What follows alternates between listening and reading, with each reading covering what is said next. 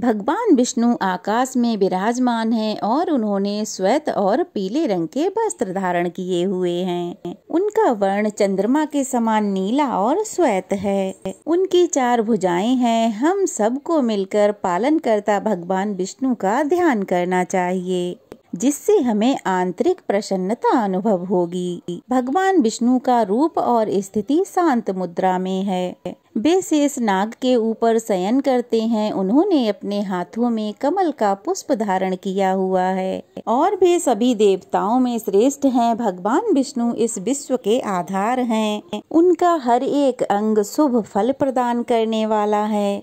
वे माँ लक्ष्मी जी के पति हैं। उनके नेत्र कमल पुष्प के समान हैं। उन्हें योग के द्वारा ध्यान करके प्राप्त किया जा सकता है। भगवान विष्णु की हम सभी वंदना करते हैं। वे ही विश्व को भय मुक्त बनाते हैं और सभी लोगों के स्वामी हैं। शरीर के रोगग्रस्त होते से औषधि लेते समय भगवान विष्णु का ध्यान कीजिए। भोजन ग्रहण करते समय उनके जनार्दन रूप का ध्यान कीजिए। सोते समय उनके पद्मनाभ रूप का ध्यान कीजिए। विवाह के समय उनके प्रजापति रूप का ध्यान कीजिए। युद्ध में जाते समय उनके चक्रधारी रूप का ध्यान कीजिए। तो वहीं प्रवास करते समय उनके त्रिविक्रम रूप का ध्यान कीजिए। मृत्यु के समय उनके नारायण स्वरूप का ध्यान कीजिए। प्रेम के समय उनके श्रीधर रूप का ध्यान कीजिए। बुरे सपने आने पर उनके गोविंद रूप का ध्यान कीजिए। तो वहीं संकट के समय उनके मधुसूदन रूप का ध्यान कीजिए। तूफान में उनके नरसिंह रूप का ध्यान करें। अग्नि के समय समुद्र में उनके सोते हुए रूप का ध्यान कीजिए। जल में फंस जाने पर उनके वराह रूप का ध्यान कीजिए। तो पर्वतों और जंगलों में होने पर उनके रघुनंदन रूप का ध्यान कीजिए। विचरण करते समय उनके वामन रूप का ध्यान कीजिए। सभी कार्य करते समय उनके माधव रूप का ध्यान कीजिए। जो भी भक्तजन सुबह उठकर भगवान विष्णु के इन 16 नामों को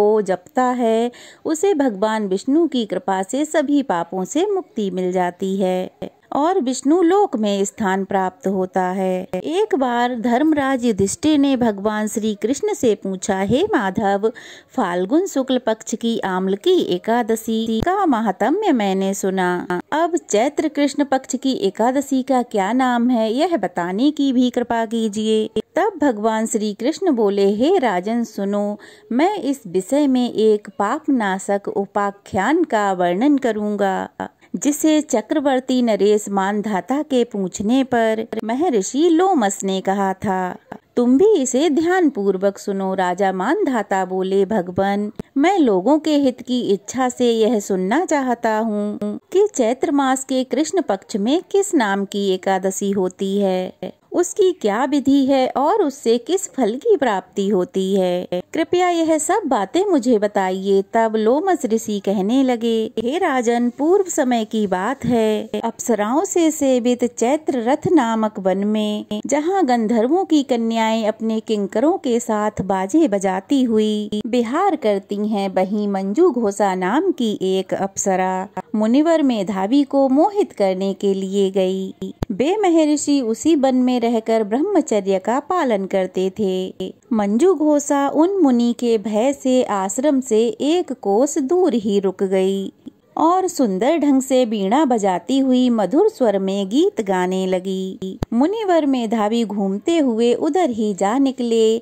और उस सुंदर अप्सरा को इतना सुंदर गायन करते हुए देख सेना सहित कामदेव से परास्त होकर उसके वशीभूत हो गए। मुनि की ऐसी दशा देखकर मंजू घोषा उनके समीप आई और उनका आलिंगन करने लगी। मेधावी भी कामवश उसके साथ रमण करने लगे। रमण करते करते रात और दिन का उन्हें कुछ भी भास नहीं रहा। इस प्रकार रमण करते करते उन्हें कई दिन बीत गए। अब मंजू घोषा स्वर्ग लोक में जाने को तैयार हुई और जाते समय मुनिवर से बोली, मुनिवर, अब मुझे जाने की आज्ञा दीजिए। तब मुनि बोले, जब तक संध्या ना हो जाए तब तक तुम यहीं ठहर जाओ। अप्सरा बोली, मुनिवर, अब तक ना जाने कितनी संध्या चली गईं, आप मुझ पर कृपा करके जरा विचार तो कीजिए। तब अप्सरा की बात सुनकर मेधावी के नेत्र आश्चर्य से चकित हो गए। उस समय उन्होंने जब समय का हिसाब लगाया तब उन्हें ज्ञात हुआ अप्सरा के साथ रहते रहते उन्हें 57 वर्ष बीत चुके हैं। उसे अपनी तपस्या का विनाशकारी जानकर मुनि को उस पर बड़ा क्रोध आया। फिर उन्होंने क्रोधवश उसे श्राप देते हुए कहा, जा तू पिशाचिनी हो जा। फिर वह मुनि के सामने नतमस्तक होकर हाथ जोड़कर बोली, हे मुनिवर, मेरे श्राप का उद्धार कीजिए। 7 वाक्य बोलने या 7 कदम साथ चलने से सत्पुरुषों के साथ मैत्री हो जाती है और मैंने तो आपके साथ अनेकों वर्ष बिताए हैं, इसलिए हे स्वामी मुझ पर कृपा कीजिए। तब मुनि बोले, भद्रे मेरी बात सुनो, यह श्राप से मुक्ति दिलाने वाली है। क्या करूं, तुमने मेरी वर्षों की तपस्या भंग कर डाली। चैत्र कृष्ण पक्ष में जो एकादशी आती है उसका नाम है पाप मोचनी एकादशी। वह सभी पापों का नाश करने वाली है। हे सुंदरी, उसी का व्रत करने से तुम्हारी ये पिशाच योनि से मुक्ति मिलेगी। ऐसा कहकर मेधावी मुनि अपने पिता च्यवन के आश्रम में गए और उनसे सारा वृतांत कह सुनाया। उन्हें आया देख च्यवन मुनि ने कहा, बेटा यह तुमने क्या किया? तुमने तो अपने समस्त पुण्यों का नाश कर डाला। मेधावी बोले, पिताजी मैंने अप्सरा के साथ रमण करके बहुत बड़ा पाप किया है। अब कोई ऐसा उपाय बताइए जिससे इस पाप का नाश हो सके। तब च्यवन मुनि ने कहा, हे पुत्र, चैत्र कृष्ण पक्ष में जो पाप मोचनी एकादशी होती है उसका व्रत करने से पाप राशि का विनाश हो जाएगा। पिता का यह कथन सुनकर मेधावी ऋषि ने इस व्रत का अनुष्ठान किया जिससे उनका सारा पाप नष्ट हो गया और वे पुनः तपस्या से परिपूर्ण हो गए।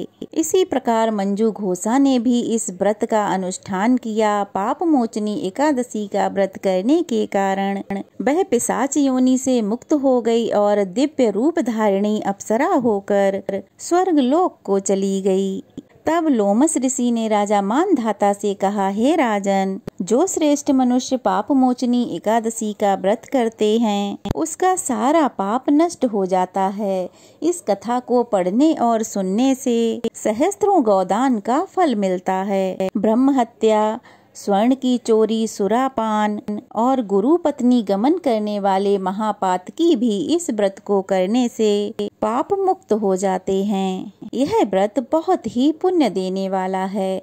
इस प्रकार धर्मराज युधिष्ठिर को पाप मोचनी एकादशी का महात्म्य सुनाकर भगवान श्री कृष्ण मौन हो गए। तब धर्मराज ने भी भगवान कृष्ण के बताए हुए अनुसार इस व्रत का पालन किया। यह थी पाप मोचनी एकादशी की व्रत कथा। कैसी लगी कमेंट बॉक्स में बताइएगा। अच्छी लगी हो तो वीडियो को लाइक करके शेयर कीजिएगा और अगर नए हैं तो प्लीज चैनल को सब्सक्राइब जरूर कीजिएगा। जय श्री कृष्णा। राधे राधे।